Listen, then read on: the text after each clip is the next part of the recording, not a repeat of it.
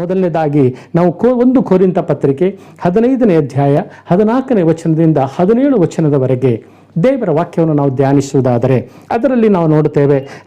ನಾವು ದೇವರ ವಾಕ್ಯವನ್ನು ನಾವು ನೋಡುವಾಗ 17ನೇ ವಚನದಲ್ಲಿ ನಾವು ನೋಡುತ್ತೇವೆ, ನಾವು ಯೇಸು ಒಂದು ವೇಳೆ ಆತನು ತಾನೇ ಕ್ರಿಸ್ತನು ನಮ್ಮ ಪುನರುತ್ಥಾನವಾಗಿ ಎದ್ದು ಬರದೇ ಇರದಿದ್ದರೆ ಪಾಪವು ಕ್ಷಮಿಸಲ್ಪಡದೆ ಅದರಲ್ಲೇ ನಾವು ಇರ್ತಾ ಇದ್ದೆವು. ಪುನರುತ್ಥಾನವಾಗದೇ ಇದ್ದಿದ್ದರೆ ಇವತ್ತು ನಿನ್ನ ಪಾಪಗಳು ಕ್ಷಮಿಸಲ್ಪಡುತ್ತಿರಲಿಲ್ಲ. ಪುನರುತ್ಥಾನದ ಪವಿತ್ರಾತ್ಮನಾಗಿರುವ ತಂದೆ ದೇವರು ಅಧಿಕಾರ, ಅಥಾರಿಟಿ, ಕ್ಷಮಿಸಲ್ಪಡುವಿಕೆ ಇವತ್ತು ದೇವರ ವಾಕ್ಯದ ನೋಡುತ್ತೇವೆ. ಹೋಗಿರಿ, ನಿಮ್ಮ ರೋಗಗಳನ್ನು ಸ್ವಸ್ಥತೆ ಮಾಡಿರಿ, ಪಾಪಗಳನ್ನು ಕ್ಷಮಿಸಿರಿ, ಒಬ್ಬರ ಪಾಪಗಳನ್ನು ಒಬ್ಬರು ಕ್ಷಮಿಸಿರಿ. ಆ ಕ್ಷಮಿಸುವ ಅಧಿಕಾರ ಇವತ್ತು ದೇವರ ಮಕ್ಕಳಾಗಿರೋ ನಮಗೂ ಈ ಲೋಕದಲ್ಲಿ ಪಾಪಗಳನ್ನು ಕ್ಷಮಿಸುವ ಅಧಿಕಾರ, ರೋಗಗಳನ್ನು ಸ್ವಸ್ಥ ಮಾಡುವಂಥ ಅಧಿಕಾರ ಇವತ್ತು ಯೇಸುವಿಗಿದೆ ಎಂಬುದಾಗಿ ಇವತ್ತು ಪಾರ್ಶ್ವವಾಯು ರೋಗಿಯ ಸ್ವಸ್ಥತೆ ಮಾಡುವಂಥ ಸಮಯದಲ್ಲಿ ಪರಿಸರ ಶಾಸ್ತ್ರಿಗೆ ತಂದೆ ದೇವರು ತೋರಿಸಿಕೊಟ್ಟನು. ಈ ಲೋಕದಲ್ಲಿ ಪಾಪಗಳನ್ನು ಕ್ಷಮಿಸುವುದಕ್ಕೆ ಅಧಿಕಾರ ಇವತ್ತು ಬೇರೆ ಯಾರಿಗೂ ಇಲ್ಲ, ಯೇಸುವಿಗೆ ಎಂಬುದಾಗಿ ಅಲ್ಲಿ ತೋರಿಸಿಕೊಟ್ಟನು. ಆ ಪಾಪ ಕ್ಷಮಾಪಣೆ ಪುನರುತ್ಥಾನವಾಗಿರುವ ಕರ್ತನಿಗೆ ಇವತ್ತು ಇದೆ ಎಂಬುದನ್ನು ತೋರಿಸ್ತದೆ. ಪುನರುತ್ಥಾನವಾಗಿ ಬಂದಿದ್ದರಿಂದಲೇ ಇವತ್ತು ನೀವು ಆರಾಧಿಸುತ್ತಿದ್ದಂಥ ಯೇಸುವನ್ನು ನಂಬಿದಂಥ ಮಕ್ಕಳಾಗಿರುವಂಥ ನಾವು ಇವತ್ತು ನಮ್ಮ ಪಾಪಗಳು ಕ್ಷಮಿಸಲ್ಪಟ್ಟದ್ದಾಗಿದ್ದರೆ ಪುನರುತ್ಥಾನವಾಗಿ ಬಂದಿರುವ ಕರ್ತನ ನಾಮದಲ್ಲಿಯೇ ನಮಗೆ ಪುನರುತ್ಥಾನವಾಗಲ್ಪಟ್ಟಿದೆ. ಮರಣವಾಗಿಯೇ ಇದ್ದಿದ್ದರೆ ಇವತ್ತು ಈ ರೀತಿಯಾದ ಆರಾಧನೆಗಳಾಗಲಿ ಪಾಪ ಕ್ಷಮಾಪಣೆಗಳಾಗಲಿ ಇನ್ಯಾವುದೂ ಇರುತ್ತಿರಲಿಲ್ಲ. ಹಲ್ಲೆಲೂಯ. ಇವತ್ತು ಪಾಪ ಕ್ಷಮಾಪಣೆಗಾಗಿ ಇವತ್ತು ಪುನರುತ್ಥಾನವಾಗಿಯೇ ಕರ್ತನು ಬಂದಿದ್ದಾನೆ. ಎರಡನೇದಾಗಿ ದೇವರ ವಾಕ್ಯದಲ್ಲಿ 14ನೇ ವಚನದ ನೋಡುತ್ತೇವೆ, ಕ್ರಿಸ್ತನು ಒಂದು ವೇಳೆ ಎದ್ದು ಬಂದಿಲ್ಲವಾದರೆ ನಮ್ಮ ನಂಬಿಕೆ ಹುರುಳಿಲ್ಲದ ಆಗಿತ್ತು. ನಮ್ಮ ನಂಬಿಕೆಗೆ ಹುರುಳಿಲ್ಲದೆ ಇರುವಂಥದ್ದಾಗಲ್ಪಟ್ಟಿತು. ಇವತ್ತು ನಮಗೆ ನಂಬಿಕೆ, ಇವತ್ತು ಕ್ರಿಸ್ತನ ಭಕ್ತನು, ಕ್ರಿಸ್ತನ ಮಗನು, ಕ್ರಿಸ್ತನ ವಿಶ್ವಾಸಿಗಳು ಇವತ್ತು ನಾವು ಬದುಕಬೇಕಾದರೆ ಕ್ರಿಸ್ತ ಮೇಲನ ನಂಬಿಕೆಯಿಂದಲೇ ನಾವು ಬದುಕರಾಗಿದ್ದೇವೆ. ನಂಬಿಕೆ ಇಲ್ಲದೆ ದೇವರನ್ನು ಮೆಚ್ಚಿಸುವಂಥದ್ದು ಅಸಾಧ್ಯ.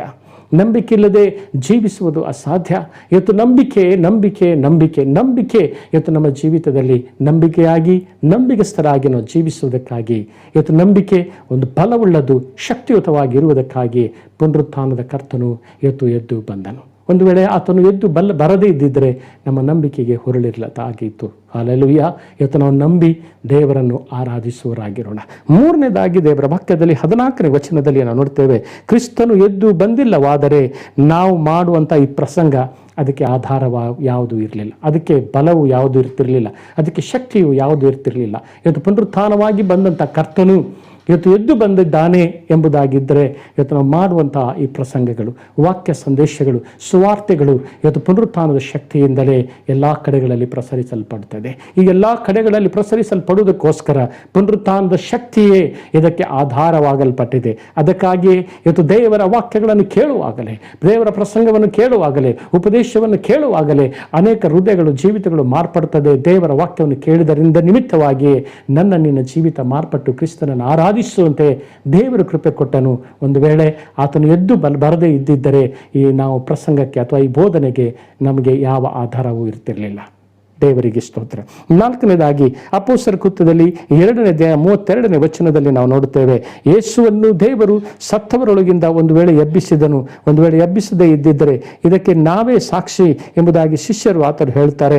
ಇದಕ್ಕೆ ಎಬ್ಬಿಸಿದನು ಎಂಬುದಕ್ಕೆ ನಾವೇ ಸಾಕ್ಷಿಗಳು ಎಂದು ಶಿಷ್ಯರು ಹೇಳಿದಂತೆ ನಮ್ಮ ಸಾಕ್ಷಿಗೆ ಬೆಲೆ ಇರುತ್ತಿರಲಿಲ್ಲ. ಒಂದು ವೇಳೆ ಕ್ರಿಸ್ತನು ಎದ್ದು ಬರದೇ ಇದ್ದಿದ್ದರೆ ಇವತ್ತು ನಮ್ಮ ಸಾಕ್ಷಿಗಳಿಗೆ ಇವತ್ತು ಬೆಲೆ ಇಲ್ಲ, ಸತ್ಯ ಸಾಕ್ಷಿಯಾಗಿ ಮಾರ್ಪಡುವುದೇ ಇಲ್ಲ. ಯಾಕಂದರೆ ಅಪೊಸ್ತಲರ ಕೃತ್ಯದಲ್ಲಿ 1ನೇ ಅಧ್ಯಾಯ 8ನೇ ವಚನದ ನೋಡುತ್ತೇವೆ, ಲೋಕರಿಗೂ ನಿಮ್ಮಲ್ಲಿ ದೇವರ ಆತ್ಮನು ನಿಮ್ಮ ಮೇಲೆ ಬರಲು ನೀವು ಬಲವನ್ನು ಹೊಂದಿ, ಪುನರುತ್ಥಾನದ ಆತ್ಮನು ನಿಮ್ಮ ಮೇಲೆ ಬರಲು ನೀವು ಬಲವನ್ನು ಹೊಂದಿ, ಯೂದಾಯ ಸಮಾರ್ಯ ಸೀಮೆಗಳಲ್ಲಿಯೂ ಎಲ್ಲ ಲೋಕದ ಕಡೆಯವರೆಗೆ ನೀವು ನನಗೆ ಸಾಕ್ಷಿಗಳಾಗಿರಬೇಕು. ಜ್ಞಾನೋಕ್ತಿಗಳಲ್ಲಿ ದೇವರ ವಾಕ್ಯ ಹೇಳ್ತದೆ, ಸತ್ಯ ಸಾಕ್ಷಿ ಅದು ಪ್ರಾಣವನ್ನು ರಕ್ಷಿಸ್ತದೆ. ಅದು ಸತ್ಯ ಸಾಕ್ಷಿ ಅನೇಕ ಜನಾಂಗಗಳನ್ನು ರಕ್ಷಿಸ್ತದೆ. ಸತ್ಯ ಸಾಕ್ಷಿ ಅನೇಕ ದೇವರನ್ನು, ಯೇಸುವನ್ನು ಕಂಡುಕೊಳ್ಳುವ ಹಾಗೆ ಅನೇಕರ ಮನೋನೇತ್ರಗಳನ್ನು ಬೆಳಗಿಸ್ತದೆ.